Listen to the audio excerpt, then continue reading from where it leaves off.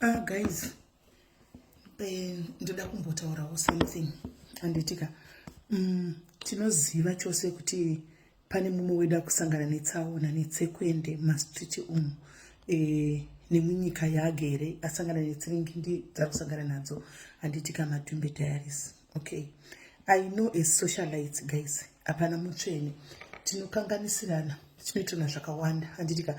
She has said zvimwe zvinhu zvokuti it offended people at some point anditika munhu wenyama anditi right. Hapana tesewo tinotombotadza kutaura zvinotombotaura zvinotomboofendawo vamwe vanhu, hakuna anonzi hanzi ini apa ndiri mutsvene. So guys ndinonzwa kubatikana, ndakanzwa kubatikana, handisi shamwari yaMadhumbe zvekutodaro, asi panguva inoi ndiona sekuti people we are now making content naye, people are now making content naye now. Handizivi hangu madzimai kuti panguva yari sekuzwa kwandinoita tinotukana, tinondorana, tinoita sei, but panguva yekuti mwaita dambudziko tinomira tobatsirana, kana akuchizoudzwa tuchizomudza zvapera. Handizvo here?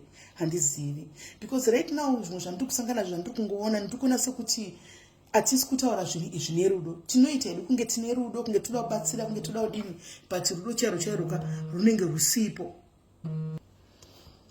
Guys, Madhumbe akabva kuita mwana manje manje. Madhumbe kune chinhu chamunoti post nato depression. Depression is real guys. Depression is real. Handizivi hangu kuti zviri right here, kuti tese tinenge takungotaura dhini zvake akazodai takambomudza, hateereri, akambotuka vanhu, akambotidai ngaakaure ngaadai.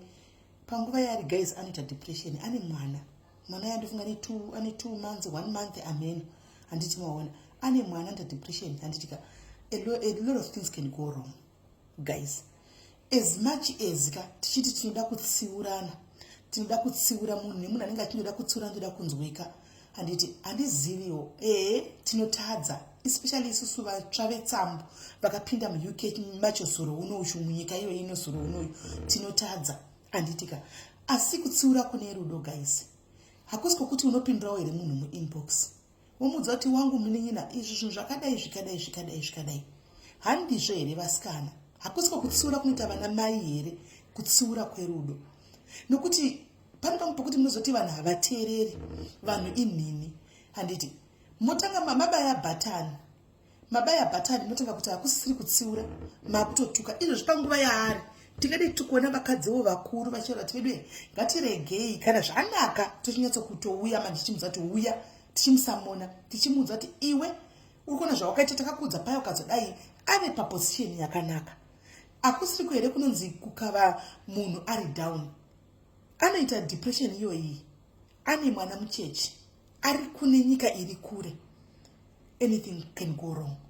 Right now anoshanda secontent, yatove content Madhumbe uyu yevanhu vakawanda, yatove content. So vedu ndachiukumbirawo madzimai ngatiitei moyo.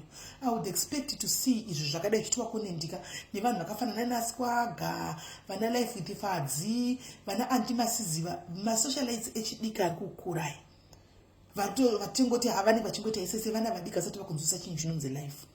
But mazera edu aya takuziva kuti chinonzi life chi, takuziva chinonzi upenyu chi. Yes, of course it is stubborn sometimes anditika, but hazvirevi kuti kana tava tega hatifunge.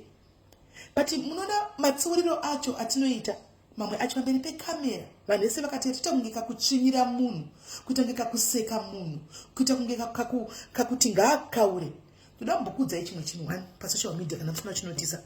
Makamboona kuti kune munhu anogona kuya ofuela zvinhu, oisa huni, otungidza mechisa, omira kure, imi moya nebhaketi repetrol kana kuti parafini modira pamoto yayo. Guys, ngatiseve vanhu vanotungidza moto, because the moment that tinotanga kutaura kuti izvozvi masocial services akatozoona akazodai, you are putting a seed into people's head. You will not do anything. Uri kungotaura yes, but kune vanhu vakatonyarara, vanotori nemwoyo wakatooma zvokutodaro, matombo evo, vanotori vanhu vanotori nemwoyo wose wasatani chaiwo chaiwo, vakatongomira. They will take that gap, they will use the seed that has been planted in their heads. Kuchafanira gama social workers kunzi mwana kudi, they are going to do it quietly. iwe wataura uchingoti ndikutaura wanyarara zvatodarika. People will take advantage opportunities of that one or two people and then uses that. Guys, tinozofara here kunzati Madhumbe atorerwa mwana wake. Yes, nyika ino ine mtemo ichokwadi. Yes, munyika ino mune zvakawanda. Mune mtemo yakawandisa muno, yakawanda zvokutodaro. Handitika. Kune vamwe vanhu vanotopindirawo Madhumbe wacho muma-inbox vachimuudza sana mai zvine rudo. Handimaona. Kana asingateereriwo zvake achipindikwa mu-inbox achiudzwa. Ndikungona sokuti takunya kuita content naye guys. Tichita kunge futi kakumutsvira. Kuita kunge ende tinenge tichiomberera maoko. Tinoisa maseed mukati memisoro yevanhu. Toisa maseed kuti vachazoya vodai akazoreportingwa akazodai. And you are putting a seed into people's minds kuti zvikazodai kuti zvikwanise ngati guys ngatisadaro kuna Mwari kumusoro kudenga uko. Ende Mwari ndiye anorwira vanhu vake. God will fight for his people.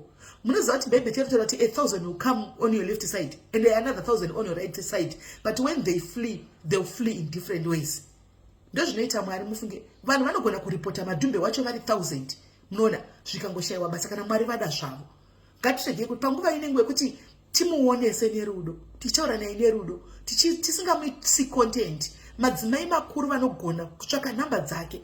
Handika kwakutotaurawo naye kuseri kuti wona best shot yaunayo ukadai zvikadai pane kuti tiche content naye guys. Ndiani anoda kutsiurirwa paruzhinji vasikana?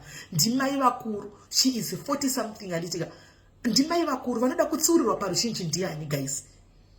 Vari mai vakuru vanoda kutsiurirwa paruzhinji ndiani? Ndimai sewe, ndimai seni. Pinda mu-inbox womutsiura. Handitika pinda mu-inbox womutsiura. Kana ivo Mother Orosa handika zvavakatoita zvichona izvi nesura handiti Mother Orosa ipo paipai ndofunga mune vanhu vakawanda vakutsiurai. Handitika itirai zvinhu zvenyu kuseri nokuti the moment amunongoitawo pakamera nautongoti atiwewo content because pane zvinhu zviri sensitive, pane nyaya yemwana iri sensitive panapa. Handiti now people are commenting nemaswe vana achidini mabva matoreza kune vanhu kutoreza ma-eyebrows ema-social workers acho. Ma-social workers hanzi kuna umwe unenge achinzi hakuna munhu anombofaka muhaya because ma-social lights akazodai. Munonyepa masocialites akawanda ari kutopinda ari kutohayiwa. Kune vamwe vanhu vasine anotokuhaya achiziva kuti uri musocialite achitotaura kuti as long as basa kwangu zvinhu zvichiitika pasina chikanganisika zvinoitika uko out of basa handinei nazvo. Handiti maona ngatisadaroi ende vachisvika vachitogona basa because mazimbabwenzi hadzisi simbi.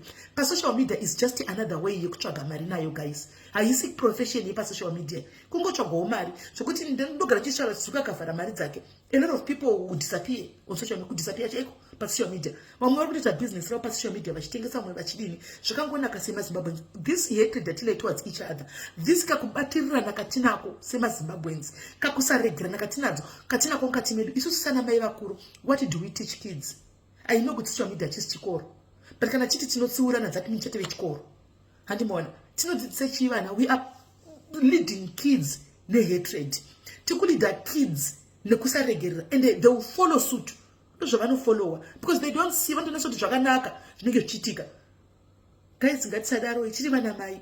Let's put our differences aside panguva yekuti mumwe wedu aita dambudziko whether ndianga kuti ndiani. Handika we come together. Otherwise handifungi kuti tinotovengana zvekudzika kwemoyo because we don't know each other. Zvokuti tingabva tada kupunzirana pasi. Handiti handizivi panguva ino ndatofila ngati ndandrini iyeka. Aiwa I would go back kumba ndokumba. Hana kusiya pisa yake kumba. Angodzokera kumba and then she live yake life yake ariko because kuitwa content yekunzi wazodai guys mukadzi mukuru apane mwana wese still ane mwana muzvere. I don't think it's right guys. Musandituke zvenyu. I'm very fragile these days, very fragile these days. Ndiri moyo mutete handiti mona hatisi kurwaba tikungoonesana and I come in peace. We are not fighting my sisters. Tikungoonesana muve nezuva rakanaka.